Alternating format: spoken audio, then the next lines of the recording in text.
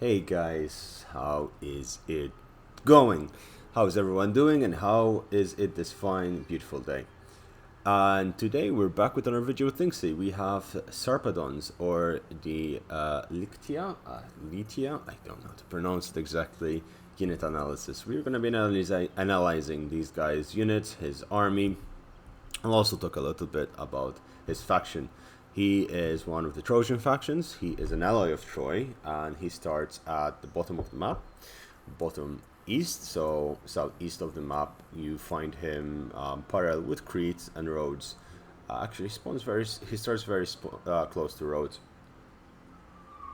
and the Amazons are around him as well. So it's going to be a really interesting start for him.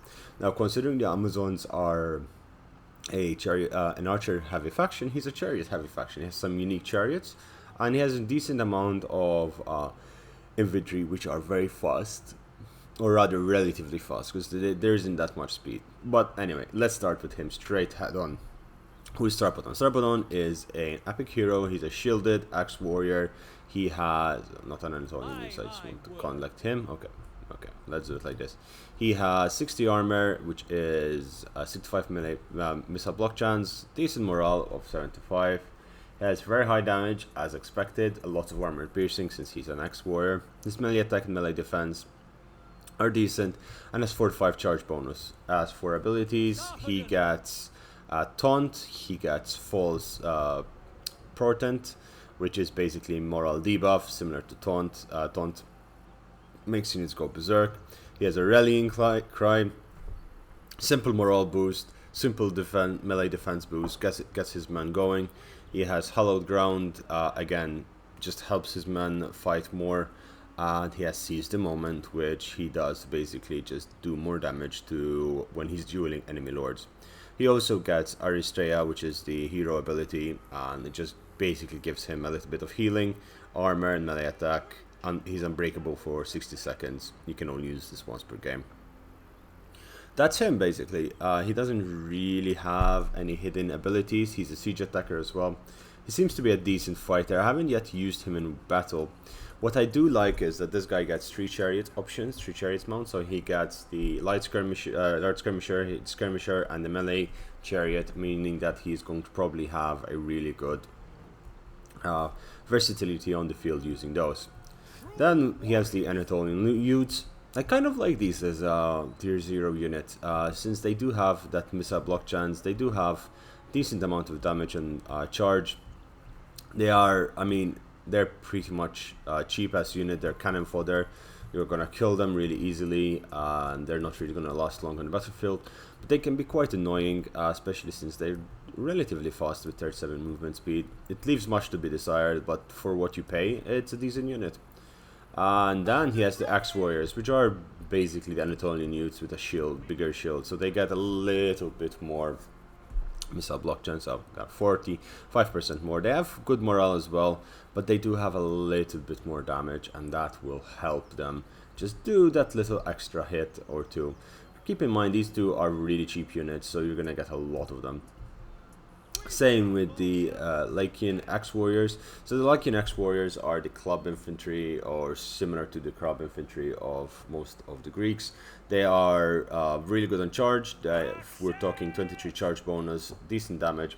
They're very good at their morale is actually, wait, 55 morale. Again, this is the base unit, so you'd kind of expect it to not be the greatest, but doing really well with their base units is usually a good sign of a good faction. Then they have Eastern Spearmen, which are a unique unit to this faction. Unique units, or it's very similar to the other spear units. They do not get the option to put their shields on their back. They have 30 armor, but then they have 40 missile block chance. No, wait.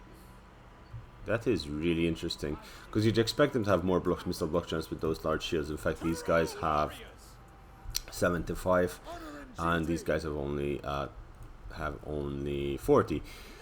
Perhaps that is something that might be rebalanced. And their damage is good, their melee defense is good, and their morale is decent. They're a good frontline unit.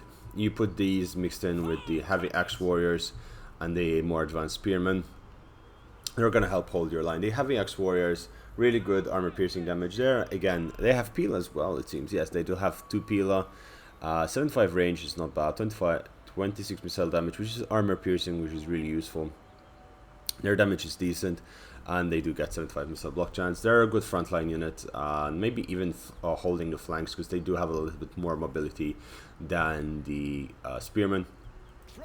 There are the Compash fighters, which are a unique unit for this faction, and it's quite interesting. I have not yet seen this unit anywhere else. They seem to be Egyptian style units. They have the Egyptian style blade, the sighted blade over there. They are melee experts, so let's see. They do armor piercing and they do bonus versus spearmen. They do have 15 charge bonus. Their armor is very low. Their morale is decent, 55. Again, seems to be like a good unit to get into fight, especially at bonus versus spearmen. It will be useful against the front lines. So putting this in, attacking a front line with this or two will help.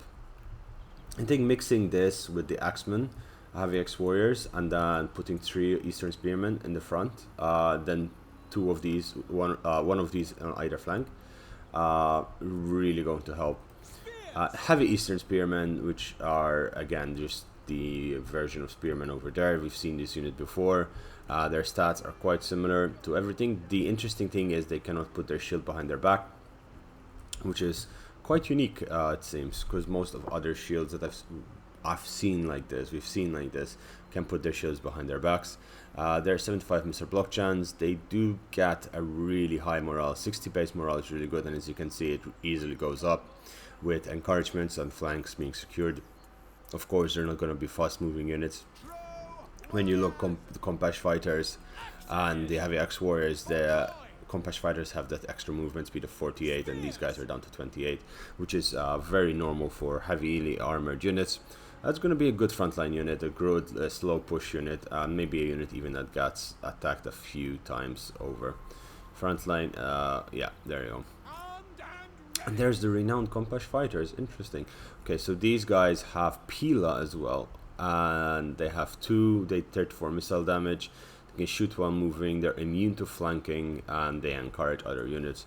So this is a really good unit.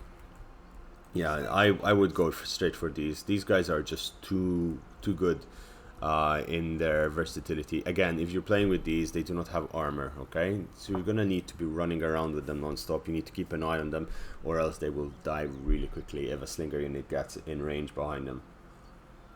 If you're fighting in the enemy's backlines, flanking is gonna be a really big thing. They do not get flanked, which is great, and they have really good morale. Everything else is fantastic.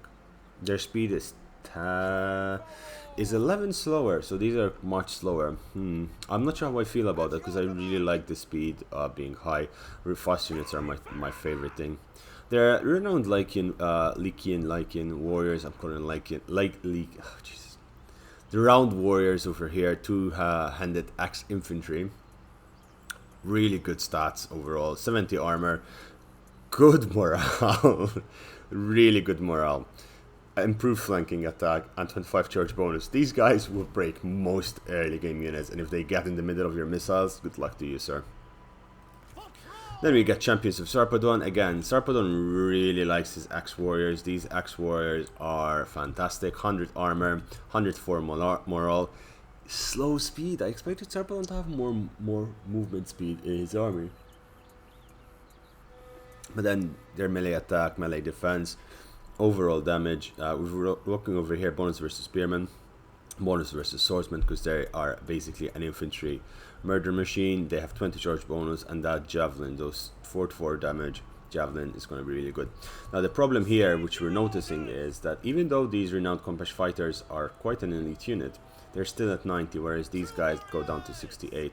That little decrease in units is going to really impact heavily the gameplay.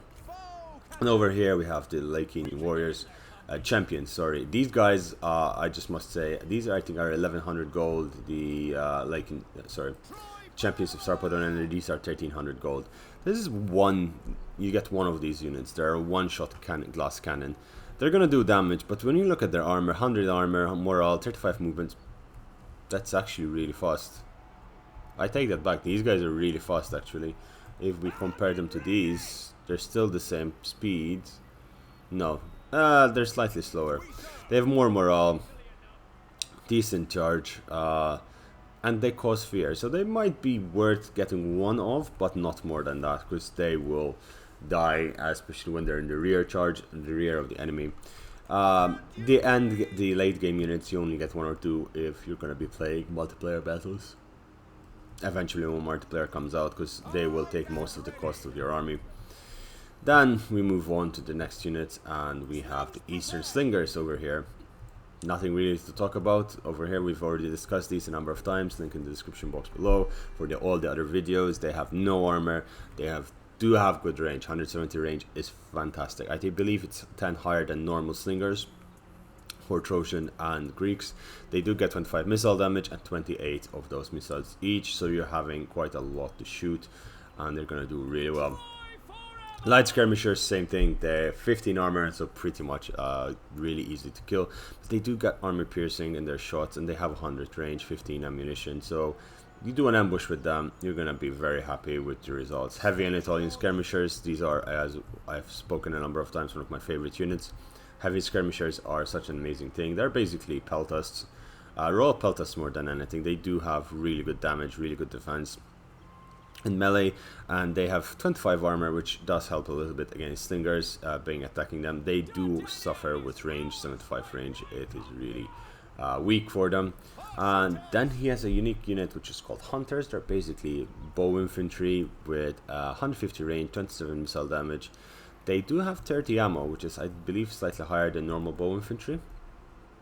Their armor is 40. They have good morale for archers. Their speed leaves much to be desired, though. When we're looking at the light skirmishers over there, 46 speed.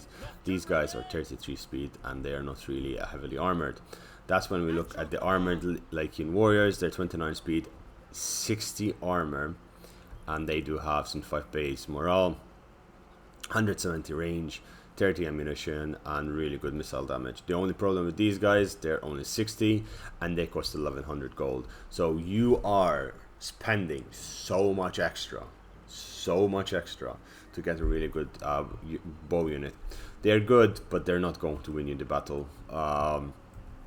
Prefer getting 2 or 3 normal hunters or skirmishers or slingers rather than these boys. Although these boys can be used in situation battles, we still have to see. I'm not sure how well they will do, because they will run out, and then what are you going to do? They do have good melee defense at attack, actually. 30 melee attack, 40 melee defense. Their damage is okay. Charge bonus is okay. So you're looking as if after they run out of ammunition, and let's say they get 100, 200 kills with their ammunition, if you using average use, you'll get like a mid-tier sword unit. So it's alright. That's good. Now we move on to the what this faction is all about, the winged chariots.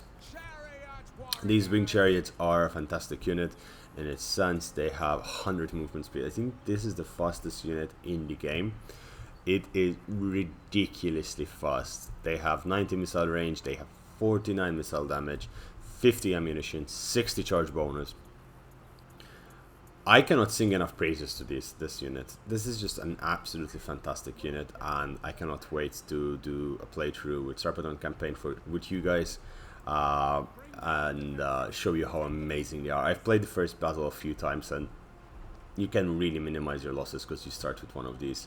Really good unit, really cheap. So that's going to possibly be nerfed quite soon, before the multiplayer patch comes out. Archer chariots. Again, we've seen these. These are great. These are fun. They're 88 speed. They do have good ammo, good charge bonus, good range. They have a bit more range than the skirmisher chariots over there. But they also do have 54 missile damage, which is just ridiculously good. So they're going to do a lot. 35 armor, that's a problem. With the other side, they have 25 armor. So they're going to get killed relatively easy. And then there's the heavy Lycian chariots over here, which are basically just, you know, infantry, murder machines. They're really good. They are not as fast. They have only 65 speed, so they can be caught up by certain units, which are really fast on foot. Their morale is great. They have 50 armor. They have 50 ammunition as well. They have ammunition as well. Okay, they have javelin ammunition as well. It's a heavy javelin chariot. Okay, I thought it was a melee chariot. No, it's not. It's a javelin chariot. 60 armor penetration missiles. That is going to be painful to withhold. And they can fire while moving, and horseback sharpshooting. Fantastic. So they get really good accuracy. I like their morale. I don't like their speed. They're a bit too slow for skirmisher chariots, so they're going to get caught up in fights quite often. But they're going to do a lot of damage, and you can kill really high value target units quite easily with this unit. And what are high value target units? We have these guys. We have giants. Giants are an interesting unit. They've caused a lot of controversy in this game. They're quite a good unit if used well, but they are very much a glass cannon. 15 armor, very, very weak morale. They're a fantastic unit. I looked at the prices. This one is like 450 gold, so you can only get 2 of them, but they're quite cheap. So getting 1 or 2 in your army is going to be interesting. Deploying it behind enemy lines and charging into their rear ranks, charging into their missiles. They're going to kill everything. But if they get caught out, if they get charged, they're going to die really fast. 200 damage overall over a 10-second period. They do really well. They have AoE, they have mass. They're really useful. They do have vanguard deployment. They do cause fear, and they are great at breaking down gates. Something which is magnitudes better is the armor giant spearmen. They have 55 armor, 85 missile block chance. They have 65 morale. They are 52 speed. Okay, these guys are fast. All giants are really fast. They run like crazy. 35 melee attack, 33 melee defense, really good damage, really good charge bonus. They have Pila to boot. They have 2 Pila missiles at 125 range at 100 damage, so they are going to do a lot of damage. They are a fantastic unit, and they are something that you're going to see often in the battlefield. You can also get 2 of these maximum capped, but mixing them in your front line, you're going to hold your front line for a long time. They can hold choke points like nothing else. Now, Corribentis over here, units of renown. They're a fantastic unit as well. We've spoken about them earlier in the last video, I believe. They do have good damage, they could charge bonus. They do have hoplite shield wall formation, which puts them into a closer formation. The animation is a little bit off, it seems. Okay, let's just put it like this, see what happens. The animation seems a little bit off. They do get a small animation over there, it seems, but not all of them seems to do it, and doesn't seem to be that effective in that terms. It's meant to increase your missile block chance, which did it? It did actually. It went from 40 to 65. And that's interesting. Okay, melee defense, damage, and charge bonus are all okay. Charge bonus 26 is quite high for a hoplite unit, a spear unit. They're gonna do great, just don't leave them in the fight for too long. Let's see. No, it actually didn't. Did it? Oh, I have no idea. It's meant to increase their... some of these abilities are still bugged, and they don't actually give you the proper buffs, or rather you don't get to see the buffs, and the buffs are still there. And then finally, giant champions. You can only get 1 of these guys, and for reasons. They're 52 speed, they have 70 armor, and they have 70 base morale. They have 52 charge bonus, and they do ridiculous amounts of damage. These guys are tanks. They are walking tanks. They are heavily armored, flanking charge units. They are really good, really well made as well. Look at their armor, look at the intricacies on that armor. Hairy legs, man. A nice helmet. They're gonna be really good at just breaking the units, the army blobs. Charging this into an army blob on the front line from the flanks or from the rear is gonna do insane damage. They do get to hide in the forest, yes they do. They cause fear, and they encourage units. So using them to end the enemy army or boost your army's morale is gonna be really good. And I think with that we've covered all of Sarpedon's forces. Sarpadon seems to really excel in terms of mid-tier infantry, really good mid-tier infantry, has really decent charge bonus on his, where are they? Kompesh fighters and renowned Kompesh fighters. Kompesh fighters will seem to be really good counter to a lot of spear heavy formations. Good heavy Anatolian skirmishers, always a plus to have that, and the armored LYCIA warriors are going to be really good. The chariots are his thing. Just I want to show you how fast these things are, right? Like, these guys are insane, insanely fast. I mean, comparing them with the other chariots, these guys will run forever. They can dodge shots really easily as well. Also, that's a small trick for anyone who's watching. To dodge shots, you just move side to side and just move like that.